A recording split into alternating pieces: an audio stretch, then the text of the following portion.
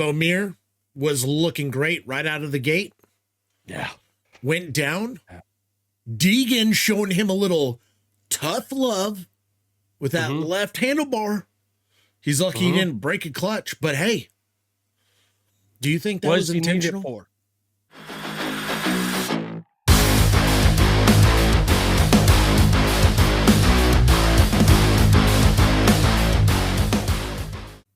What is going on, YouTube? I'm Tyler, co-host Trevor. We're False Neutral Media, and we're going to get into some Triple Crown round 4. We got 6 races to talk about. 6. Round 4, 6 races. 6 whole races. 250s. Race 1. Class. Bomir was looking great right out of the gate. Yeah. Went down. Yeah. Deegan showing him a little tough love with that left handlebar. He's lucky he didn't break a clutch, but hey, do you think that was intentional? For? Do I think it was intentional? At this point, I think Deegan's clawing for this championship with everything he has, and he's going to race however he needs to get the win. Bomir, if he can keep it on 2 wheels, is looking good, but brother, none of that matters when Cole Davies is taking everybody to school, brother. He said, I'm giving y'all homework. Dude, I said it when we were talking, not that I think on the last one with 23 Media, but I stated Cole Davies is and it was way sooner than I thought, even though it wasn't, even though it wasn't for the whole thing, like he still won 2 out of 3 in my book. Right.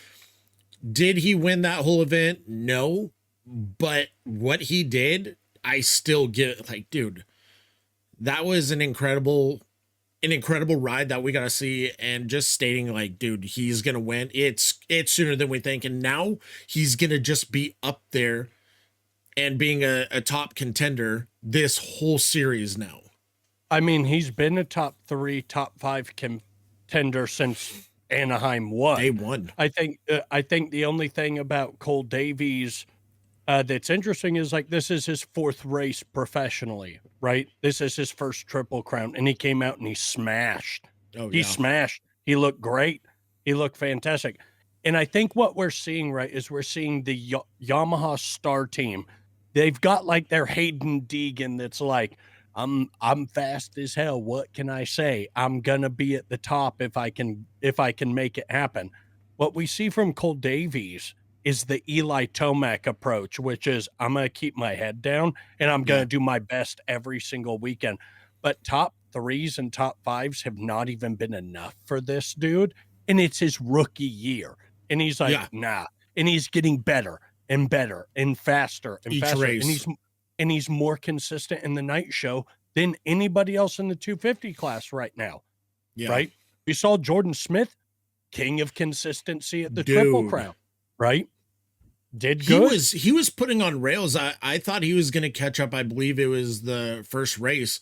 I thought he was going to get Cole Davies a couple times, but dude, I don't think when Davies gets on his roll, even if you're right on his back wheel, he won't he plays defensive, offensive, aggressive, and smart.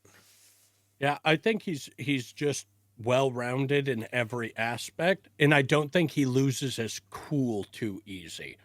I think, we see a haughty Deegan make a pass or like something happen and he's a little squirrely right after. With Cole Davies, it's like, it's really clean technique, and he's staying on top of it every single moto.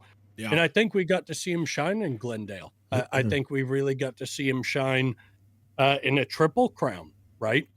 His first Triple Crown. Solid, and if he's this solid at Triple Crowns, like the rest of the division is in trouble. 100%. And just on J.Smith though, when you started that, he was looking. He has that bike dialed, I think, to a T. I think he has it set, especially for going into that Triple Crown race. The bike was dialed. He looked incredible, especially in that sand section. Yeah, he looked sturdy in the sand, but He was getting I still roosted so bad. I do think moving to a Triumph, right? This is a new manufacturer. Also, shout out Triumph, first main event win Yes, that they've ever had. British motor congrats. company, used to winning on like, different racing, but first time on dirt. So So sick to congrats see. to Triumph. But I do think that Jordan Smith moving to this new bike is still working out the issues with it. Um, but I think I get what he meant when he was saying, like, I think it's faster than the Star Racing Yamaha. Is there were sections where I was like, this Triumph is fucking pushing Oh through the yeah. sand. Yes. Um, and where we see sometimes the like, which is rare to say or rare to see it as well. But seeing the Yamaha get bogged down in the sand when you have the likes of like Tomac that are railing the outside turns. And Oh we're my seeing Cole gosh. Davies do a Yeah. little bit of that as well. Cole Davies, like I've been watching him, king of just like perfect seating and standing position around corners. Uh, Very fun to watch. Very fun. Oh yeah. Uh, Michael but Mosman was yeah, also looking good with his Star yeah, Yamaha, looking awesome. yeah, Battling with Deegs there a couple times in and just being a title contender, well, not a title contender, a race contender right. um for a Triple Crown too, which I was actually surprised. But you like, not like Cole David, but similar, like they're all on the same team, but you just see a lot of these young guys, they are learning each and every race, and it's cool seeing. We saw him and his brother Josh when we used to ride out 408 all the time, and now they're, they're Mhm. pro and stuff like that, and it's really cool seeing that. Yeah. No, but I thought the track was sick, super. It was a little technical. I don't know if I liked, to be honest, that wall jump right before the finish line. I don't know if you saw that or what your takes was that, but during free practice or press day, I believe, or it was, yeah, free practice on race Mhm. day qualifying, there was a hump. So Mhm. it was like the wall jump before the finish line, it was smaller, Kenny said Mhm. during press uh after the race, and he said it was shorter and they had a little bump there, so it felt safer and more cushion, when they land, and they weren't soaking it up with their wrists, their ankles and stuff. Then when they said, hey, if you guys adjust it, maybe make it a little smaller, keep that bump there, it's like totally fine. The track crew ended up taking out that safety landing bump and Mhm. built it higher. But they, Mhm. like, as racers putting on a show, they're gonna jump it. And if their competitors are jumping it and it's cutting some time, which it always varies because, they're up in the air and someone scrubs or, staying lower or just rolling it. But I mean, Mhm. even Kenny was saying, like, he was absorbing his wrist and ankle, like back, everything was hurting after those three races. And I couldn't even imagine being on a 250 doing that. But those guys are Mhm. still, young and railing. Didn't even probably Yeah. bug them. Yeah, I think it's I don't think the track crew is listening much for rider input, and I think that is a dangerous conversation all in its own right. Um, I think it's one of those I can here, let me put it this way. I can only give you my MX bike's opinion. That's the only time I'm throwing my leg over a bike lately. You put a wall jump in front of a triple finish line, I'm fucking irritated at you. Yeah. Um, because if somebody's launching it and landing and their bike setup is allowing them to hit that triple after and not, losing control or the danger of doing so, Yep. it's irritating, right? We're seeing even the 250 guys have talked recently about Hayden Deegan and the way he pushes stuff as they go, it's fucking irritating, man. We were doing enough. And Yeah. now you're quadding shit and hitting rhythms and launching brake bumps, right? And launching these wall jumps. Also, wall jumps, I don't find anything fascinating about them in racing. I could be On my own, I think they slow down lap times, and I think it's just fucking irritating. Um, I would have rather there had been, you know, further back, a dragon's back that landed and went to a straight shot to that triple. But Dude, that would have been sick. that could They be need to that bring could just be those, me. or even a dragon's back going into the sand, and then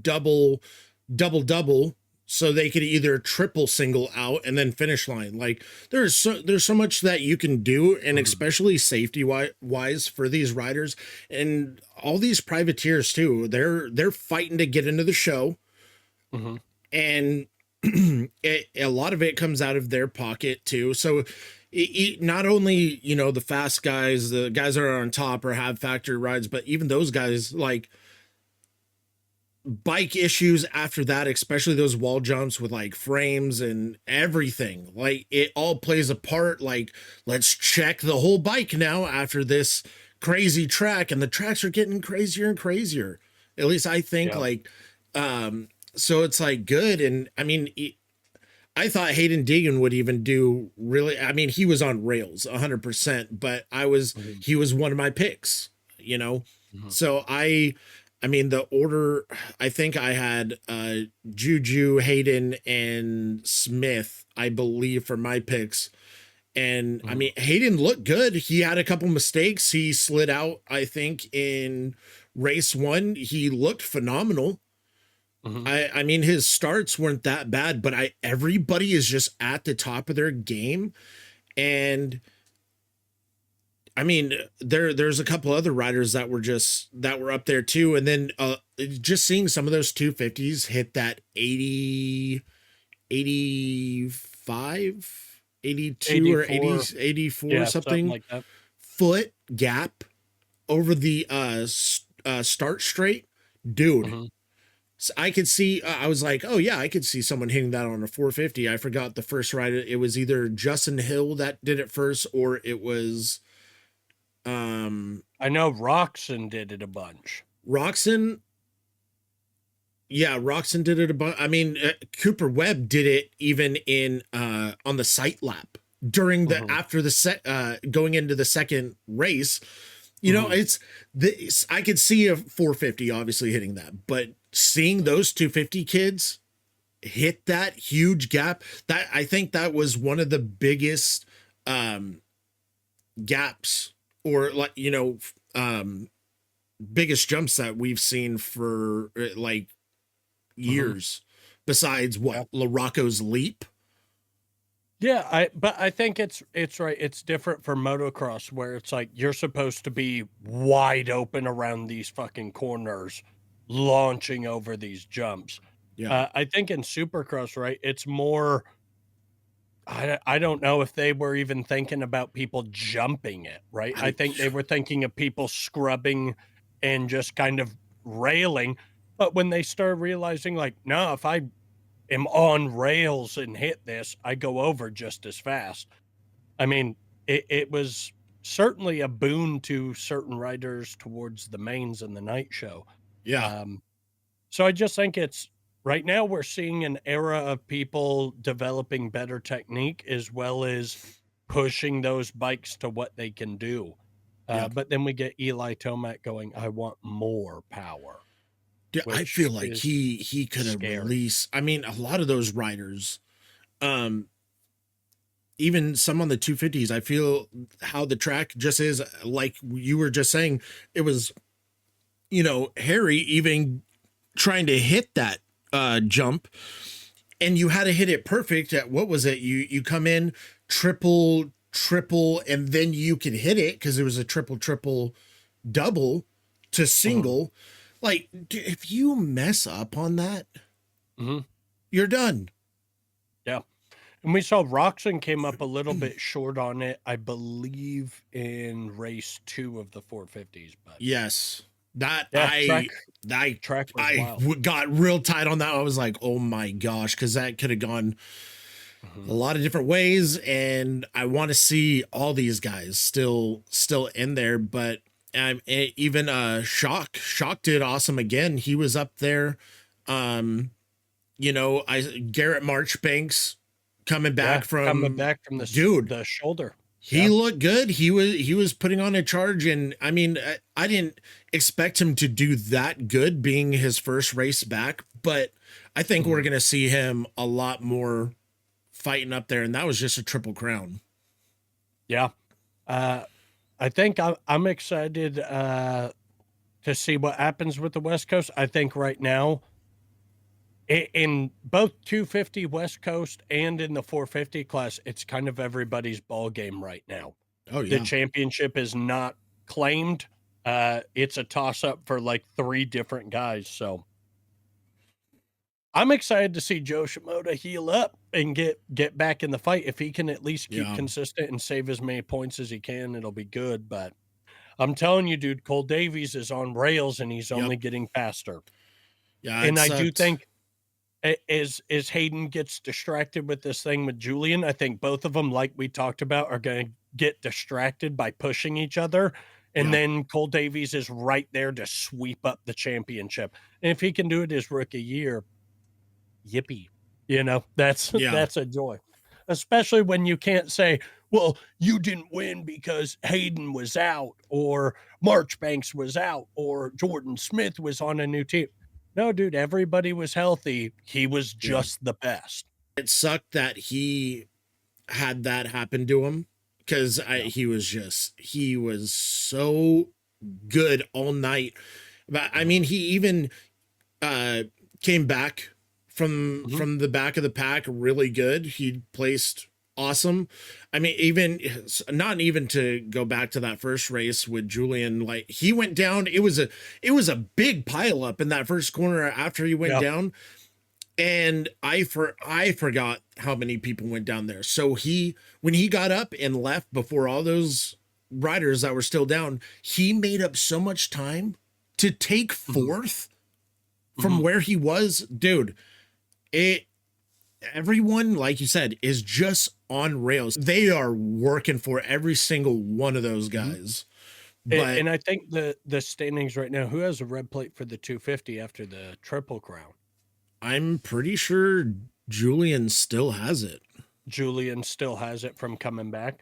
I think that's the thing is even with Julian having if he still has the red plate, um, it's still a toss up, right? It's still a number of points that anybody in the top 3 can kind of swing at. Yeah, Um, Julian's still in first and ahead by 2 over Jordan Smith, mhm, and Hayden Deegan down by 3. yeah, Cole Davies eh, 15. So yeah, because it's Cole still Davies had a close. rough A1, if I'm not mistaken. Yes. Yes. Mhm. He did So, really good in that heat, but then he had mhm, some trouble. But no, I mean, it's still really close between those 3. I still think Cole Davies, even though he's down by 15, if he keeps doing what he's doing and wins a couple more, he won't have any issues. But it's, I dude, think it's I gonna think he's be still good. yeah, I think he's still a threat. I think, Hayden needs to just stay more consistent. He's gotta stay more within the bounds of control because it's like trying to win a championship right now and you started off rough, Yeah. right? So it's like we need to pull it together and stay consistent. Whereas Jordan Smith is sitting there going, I've been trying to be as consistent as possible on a new team. I'm happy he's up there, man. It's about time. Old dogs rule. Hey, dude, Tomac, he's going for it, right? We got Jordan Smith, he's going for it. I think this might be the year of the old dogs. I think it might be. And that brings me to talk about, if you want, to transition to the 450s, because my God, has the season changed. Yes. Before we get into it, I go Before into we the do, old dogs just real quick. Mhm, When I watched the after race press conference, they asked Hayden, mm, what his thoughts were, and I believe Cole Davies, because they were the young bucks in there with Jordan, and they asked, what are your thoughts on the age limit, or should there be an age limit in the 250 class, and That's Hayden, rough dude, to ask at a post race with Jordan Smith right there. Jordan Smith is literally in the middle.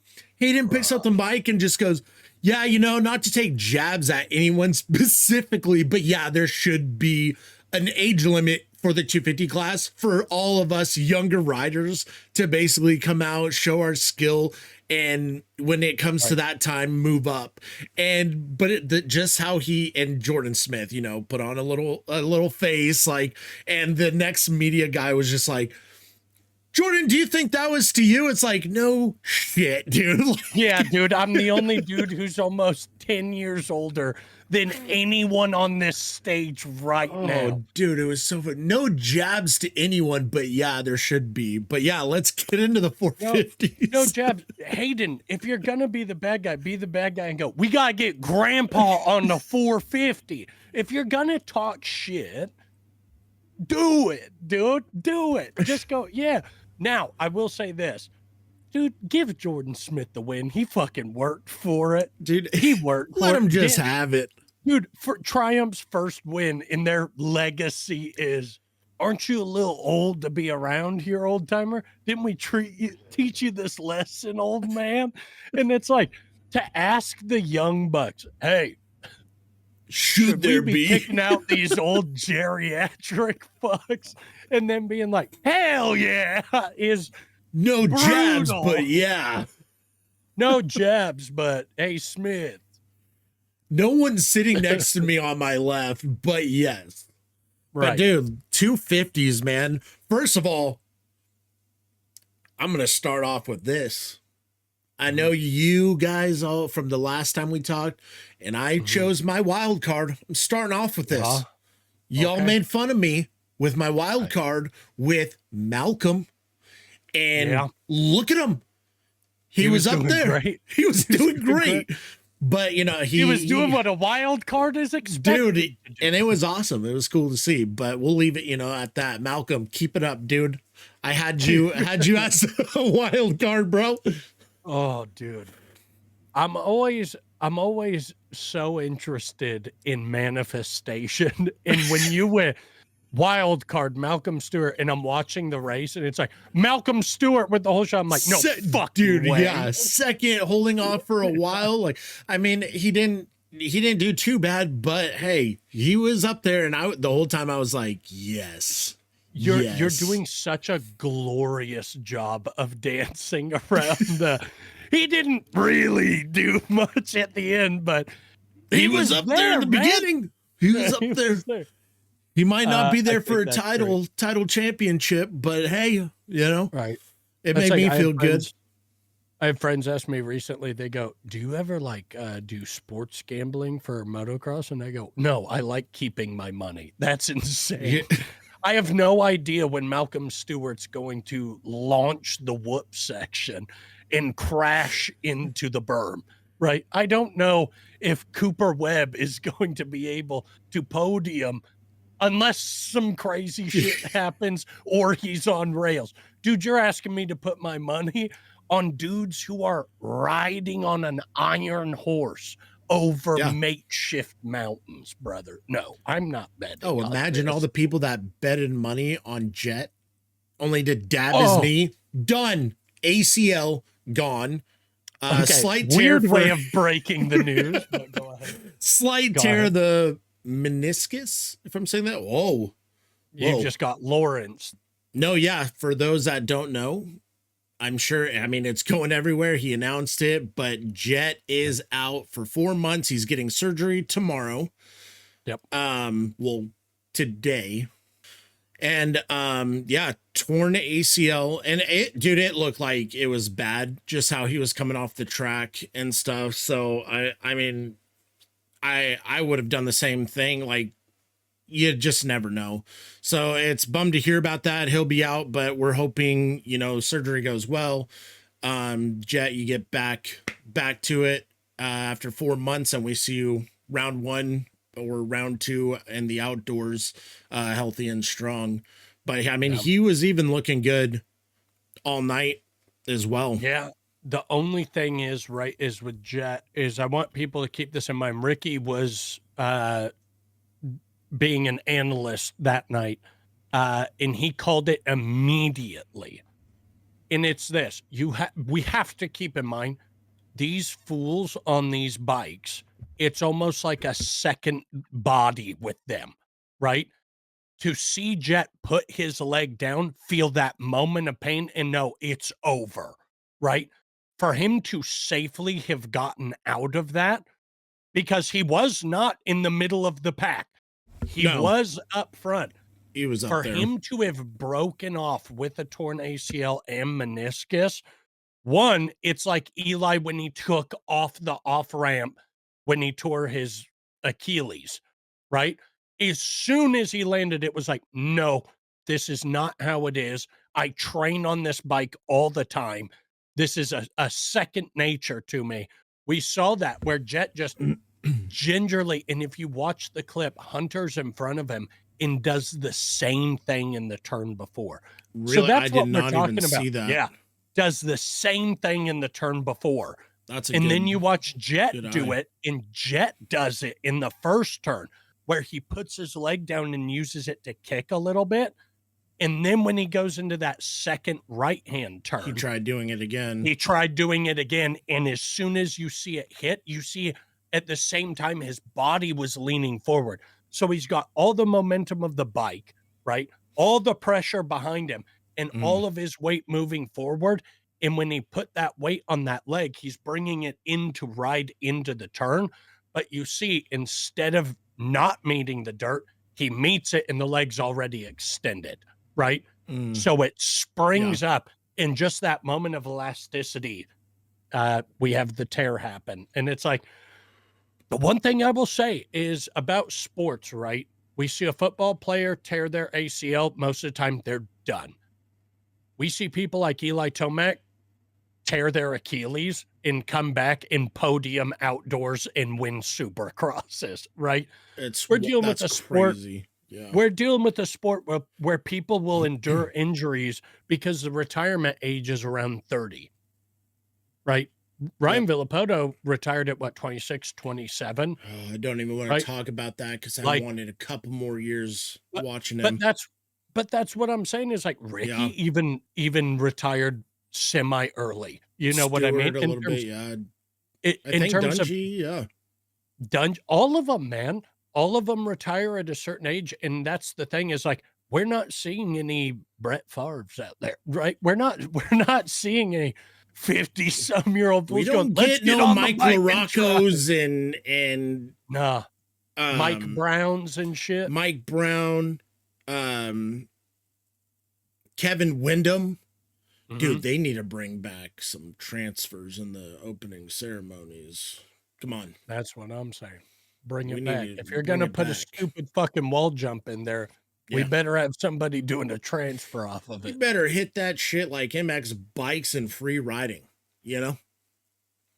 Okay, wait, can I say that? Okay, you don't even fucking play, I so don't you don't even know what you're talking about right now. MX versus ATV reflex. Amen. Just hit it like that. I'll play that. I play the shit out of that game. Here's the thing, and this is where I come from an analyst standpoint. So if you ever want to leave a comment that I'm wrong, I want you to understand, if I can do the track on MX bikes and I perform better than you, then I'm going to tell you to step it up. I'm going to become Alden Baker and be like, he hates training. He doesn't like it. He's lazy. I'm talking about he's husky. Eli Tomac, right? He's husky but ready to fight. Yeah. So that's where I'm coming from an analyst point of view is if that were me in MX bikes, it would have fucked my shit up. I would have crashed into everybody. So the fact that Jett got out of there, and thankfully he didn't ride on it to try and tough it out because would have been disastrous, but good on him for recognizing the problem. But that brings us to our 450 championship talk, which is straight up this. Dude. With things standing the way they are, this season is going to be Chase Sexton. Are you ready to prove that after all of this, you've already been more consistent than the Lawrence brothers to the best of your ability this season? No one can say you didn't beat anybody. Now is the time. But you also have Roxon and Tomac and Malcolm and Cooper Webb. And you Yeah. have all these guys that are hungry for it. You have Justin Cooper, who's looking good, right? And all of these dudes are wanting this championship. Chase, now is the time to prove that you are the man. Yeah. Now's the time. Now, Hunter Lawrence, if you can pick up the pieces and forge what was broken, it'll be incredible. I'm surprised we're not seeing. Well, I'm surprised, but not with Hunter, just because he. I mean, we have, all these champions that are still here, that are still healthy. Now we got Jett out. And, Chase is up by 2 points. Roxon is right behind him. And Eli Tomac down by 9. Cooper Webb down by 10. And I think the next person that's behind him, because Jett is out, Jett would be in 5th, but it's Jason Anderson that will be bumping up. Who's been doing great this year. Yes. Yes. So and he's looking really good. I mean, and Cooper Webb, what was it? A lot of people were, doubting him because he does not like, whether he doesn't like or he just doesn't do good.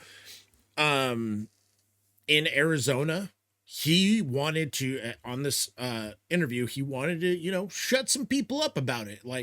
And he did. I think he definitely did. He rode awesome. He was on it. Ride. The bike looked absolutely comfortable with him. So I think he's still going to be up there, especially with Jett out. I don't know. Maybe we will see some more from Hunter. Now that, his brother's out, they need, Honda, HRC Honda to be up there. And, it's going to be hard against Chase and Eli, Ken, and Cooper Webb. Yeah. And Ken looked awesome. The red plate looks so bitchin', dude. Oh, dude, it was like that chrome red. So sick. Beautiful on the Suzuki. Beautiful on the Suzuki. I'm just looking forward to seeing the old dogs fight, man. I'm ready to see, if Chase can hold them off, right, as the guy of the new technique, then we'll definitely see some good racing. Yeah. But even if Chase isn't in the top, I'm still watching every race, because that means Tomac and Roxon and Webb are going to be fighting tooth and nail with Jason Anderson. Absolutely. And for me, that's an incredible Supercross. And then you throw Hunter Lawrence into the mix, right? Who, even though his brother went down in this Triple Crown, he tried to stay as good as he could. Yep. I believe he got 8th or 5th overall, 8th overall. He got 5th overall, and then Jett got 8th overall with his final finish. If I'm not mistaken. I believe. I can always pull it up here. Yeah. But it is interesting seeing the 450 class. And I love that the 250 class have been asked recently, I think by Jace from Gypsy Tales. Where it was like, are you guys following the 450 class? And they're like, yeah, dude, it's anybody's race right now. It's getting gnarly. Jett took 8th and Hunter took 5th. Justin Hill took 6th, which, dude, Justin Hill awesome. Looked good. Aaron Plessinger, taking 9th. Malcolm taking 10th. And these are the overall results. And Justin Cooper, 13th. Justin Barsha, 12th. Dylan Ferrandis at 11th. So I mean, it was good good racing all around. And I know a lot of those riders, they hate the Triple Crown, free practice, qualifying, all that. And you have to make the show, so you're on it more than just going out qualifying. You want to get the best skate pick for the 3 races that you're going to be doing. Then you're gonna the the gaps between the 2-hour gaps with qualifying. So just the sitting and waiting. And I was just listening to Kenny. That's why I'm talking about this. Say dude, it's like a 10 to 10. They got done with the last press conference close to 10 p.m. So they're Mhm. just like, dude, we're ready to get home, relax, and chill. Right. I thought it was great racing for the first Triple Crown Supercross season. Um, and dude, the futures looked awesome as well. Actually, it's not futures anymore. It's It's SMX next. Mhm.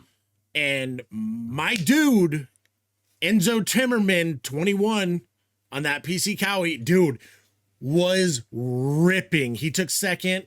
Landon Gordon took first. He's an awesome kid. Filmed him a couple times at a lot of these races in NorCal and SoCal. But glad to see him on top, because the first time I think he only did the futures last year, Mhm. and he wasn't happy with his performance. And for the next SMX next, dude, he came out ripping, absolutely ripping. Enzo Timmerman was killing it. Cole Timbo was out there as well. I think he placed 8th or 9th. Another good kid as well. Dude, even, I mean, not to go back even on freaking 250s, but Parker Ross, dude, Mhm. Parker Ross is killing it. He said he'd be He down was to in come front of on. Deegan for a bit. Dude, he got a great start. Great start. He was top Mhm. 5 in that first race. But yeah, going back to the SMX next race, just want to give Parker that shout out. But and Yeah. he said he's down to come on. Same with Enzo Timmerman. So we got some people. I'm working on it to get some riders in here Hey. giving us their input and stuff. So from the races and what how the day goes and all that stuff. So For I'm looking sure. forward to that. But dude, yeah, Enzo, pumped for that. The person that got hurt, the rider that got hurt, I didn't see the crash. But they red flagged it, staggered race, restart. Mhm. Um, which I thought was fair, instead of, dude, I think it would have sucked for a whole new gate drop. But yeah, usually they do the Mhm. stagger start, which was awesome. But no, congrats to those guys.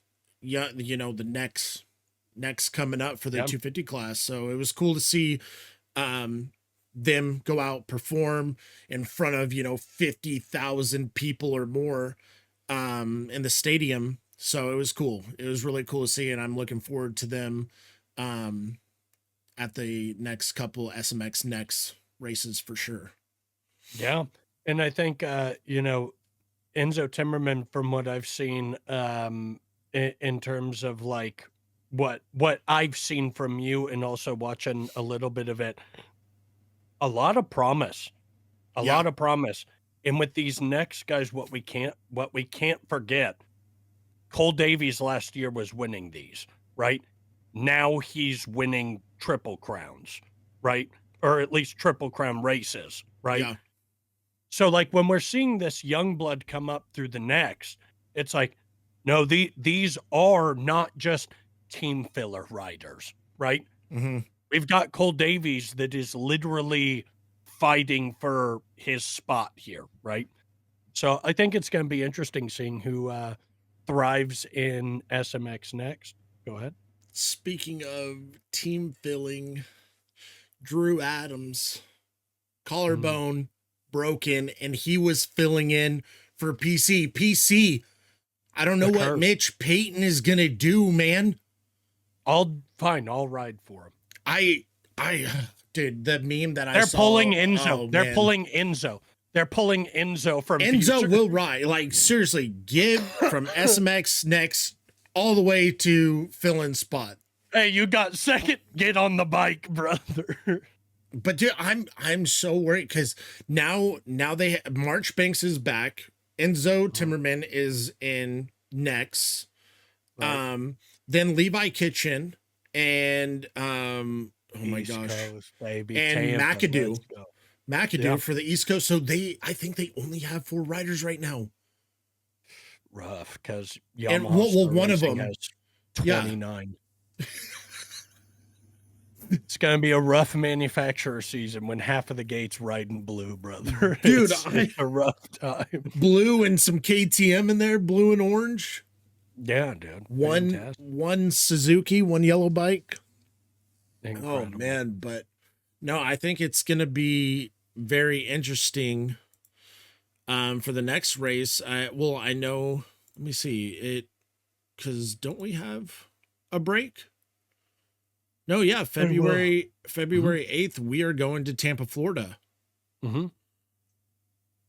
Well, we're Yes, not, sir. but that is the next round Mm-hmm. at Raymond James Stadium. Mm-hmm. Yeah, Thanks, in Florida. Raymond. Yeah, thank you. Thank you. No, yeah, I'm excited for round 5, Tampa, Florida. See some good bar to bar racing and a little break for the West Coast. See what the East Coast is all about, and I want to see Fortner. Do we want to talk about that real quick? I want to see my dude Fortner. Fortner. You know, we've got McAdoo, we've got Kitchen. Brother, it's stacked. RJ. Vial. It's gonna be insane. Dude. I think more entertaining. I love seeing the Cole Davies. I love seeing the West Coast, but it's getting to the point where it's just the same, almost the same turnout and the expectations almost. I'm excited to see what this class, this stack of rippers on the East Coast. Dude. And you know, RJ Hampshire's calling Jordan Smith and going, dude, what creams are you using for your knees? I need them. This coast is stacked, and I'm old too. And 100%. So I think it'll be fun. It'll be a fun time. Yeah, it'll be good. I'm excited for that in the 450 class. And if anybody goes, Trevor, stop talking about how old the 250 guys are. Grow up. Literally grow up, man. Literally grow up, man. If you're almost the same age as Roxon and he's been on a 450 for 10 years, you should bump up. Grow up. You got to bump up. Bump it up. That's what I think. But that is going to be it. And no, yeah, we will see you guys after Tampa, Florida. Great show. Wonderful. Eventually, hopefully, I want to get like some merch going. We got some wristbands. I mean, this is just kind of locally, so I'm gonna hand them out to whoever finds me at the track, which is kind of cool. So I got some big ideas for this, and I'm having fun with it. I'm sure you're having fun with it. Just a little side thing, talking moto, but we appreciate it. Thank you everybody for subscribing. If you are new, feel free to leave a like, leave a subscribe, and a comment of your thoughts from the Triple Crown race, round 4 at Arizona, and what your kind of your thoughts or your top rider you want from the East Coast and the 450 class to win for this coming round in Florida. Till then, we'll see you in the next one.